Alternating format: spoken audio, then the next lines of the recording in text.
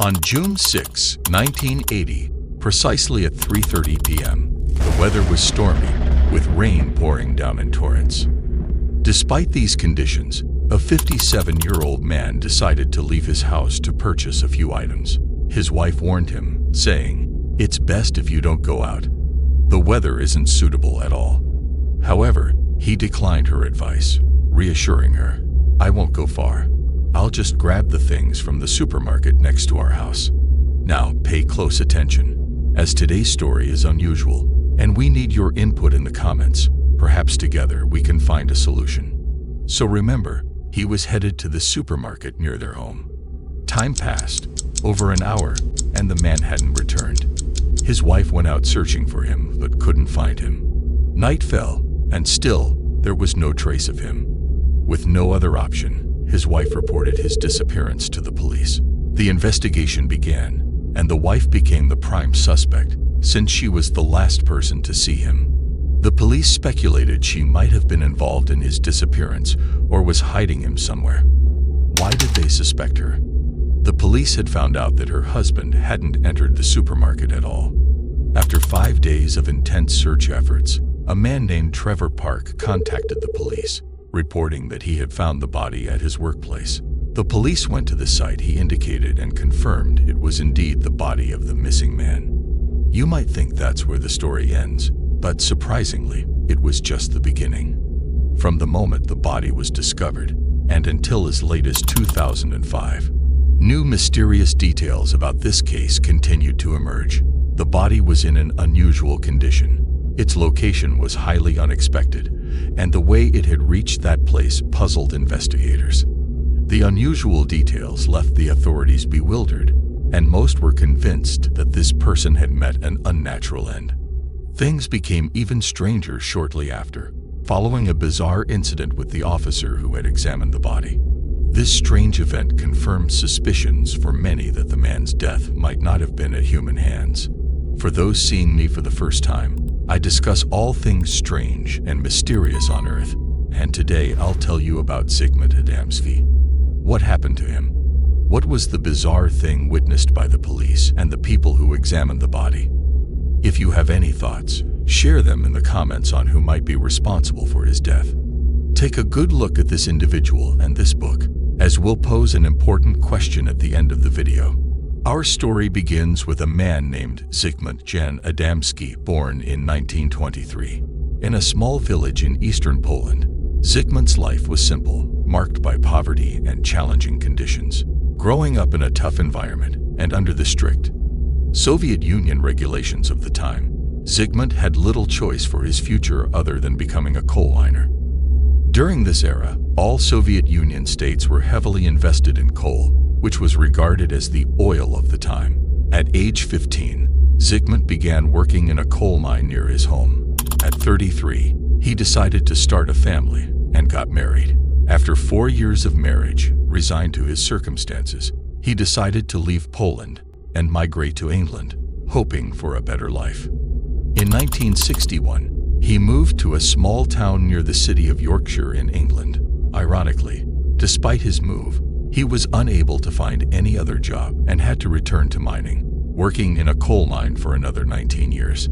This brings us to June 6, 1980, the day Zygmunt left his home to buy a few items, after which he vanished without a trace, until his body was discovered 5 days later in a coal yard on the outskirts of Yorkshire.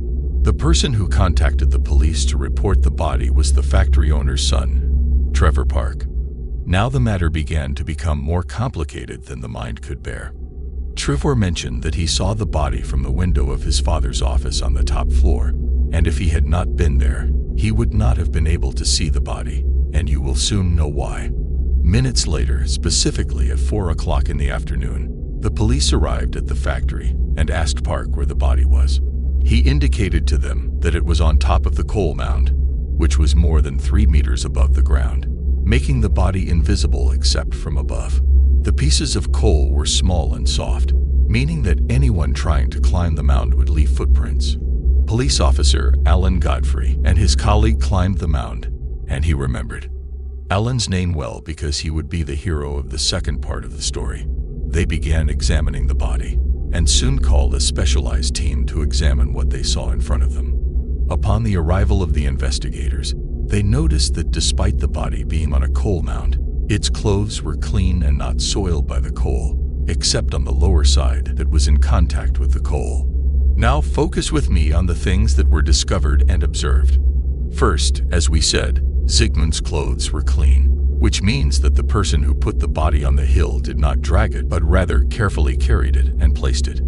However, given the height of the hill and the difficulty of climbing it, this may be impossible because the coal slides with each step, dragging the person down. The second possibility is that the killer used a crane to carry Zigmund and place him on the hill, but this possibility is unlikely because the guards would have noticed it. Although the first possibility is difficult, it seems the closest to the truth, but the surprise was that the police did not find any footprints, neither on the hill nor on the surrounding dirt ground, which added to the first mystery. How did the body get there without footprints? The second thing they noticed was that Zigmund was wearing his pants inside out, so that the back pockets were in front and vice versa. Even his shoes were reversed, the right on the left foot and vice versa. Here they had two possibilities. The first is that Zigmund was not wearing his clothes when he died, and the person who dressed him could not distinguish between right and left or front and back. The second possibility is that the person who dressed him was in a hurry and wanted to get rid of the body as quickly as possible, so he did not focus on the directions. But this possibility is weak, because any person, even unconsciously, would be able to distinguish between directions. So, the second mystery, why was he dressed in this way? They also noticed that his facial features indicated fear. His eyes were wide open and bulging, with expressions on his face indicating panic, and his skin was yellow. This reinforced the idea that the cause of death was a heart attack, and according to the forensic examination, death occurred 4 hours before the body was found. They also found burn marks on his shoulder, neck, and back of his head, with a gray gelatinous substance in the burn areas. If you search for Zigmund, you will find that sources confirm that to this day, the nature of this substance has not been announced. The only statement made is that science has failed to determine its source, as if there is a purpose behind this statement. So far, everything we have talked about may seem normal compared to the things that were discovered after the autopsy. It turned out that Zigmund's beard was shaved the day before his body was found, which means that the kidnapper shaved it on the 4th day, and on the 5th day, Zigmund died of a heart attack.